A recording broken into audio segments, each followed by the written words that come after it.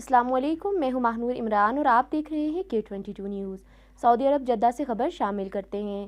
Chairman Jammu و Kashmir overseas community سعودی عرب سردار وقاص عنایت کی جانب سے آزاد کشمیر پیپلز پارٹی کے صدر چوہدری محمد یاسین اور Pakistan federal union of journalist کے صدر افضل بٹ کے اعزاز میں ایک شاندار افطار عشائیہ کا اہتمام کیا گیا، جس میں کشمیر کمیونٹی اور جدہ کے سرکردہ افراد نے بڑی تعداد میں شرکت کی۔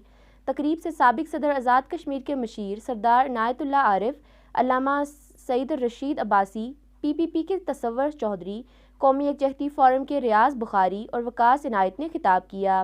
صدر PPP آزاد کشمیر چوہدری یاسین نے کہا کہ آج بہت مبارک دن ہے۔ آج کے دن مسلمانان ہند نے قائد اعظم محمد علی جناح کی قیادت میں مسلمانوں کے لیے علیحدہ ریاست کی قرارداد پیش کی اور قائد کی جدوجہد کے نتیجے میں کرۂ ارض پر پاکستان وجود میں آیا۔ گو کہ ہندوستان میں مسلمانوں کی تعداد پاکستان کی آبادی سے زیادہ ہے، مگر ایک علیحدہ وطن کی بات ہی کچھ اور ہے اور جہاں مکمل آزادی ہے۔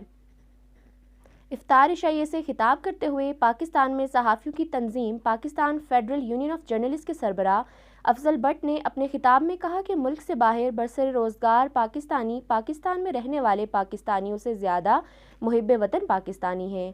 انہوں نے کہا کہ بیرون ملک پاکستانیوں کو حکومت پاکستان کی توجہ کی سخت ضرورت ہے۔ یہ زر مبادلہ کما کر دینے والے ہیں، ان کے مسائل حل کرنا حکومت کا فرض ہے۔ افضل بٹ نے کہا کہ بیرون ملک ہماری پہچان علاقائی نہیں بلکہ صرف پاکستان کی ہے، اس لیے آپ کا ہر قدم، ہر قابل ستائش اقدام صرف اور صرف پاکستان کی نیک نامی کا باعث ہے۔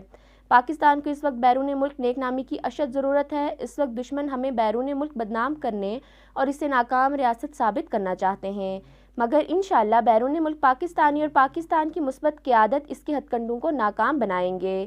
تقریب کے آخر میں آزاد کشمیر PPP کے صدر چوہدری یاسین، PFUJ کے صدر افضل بٹ نے صحافیوں اور دیگر کے ساتھ مل کر دل دل پاکستان، جان جان پاکستان کا ترانہ گاتے ہوئے یوم پاکستان کا کیک کاٹا۔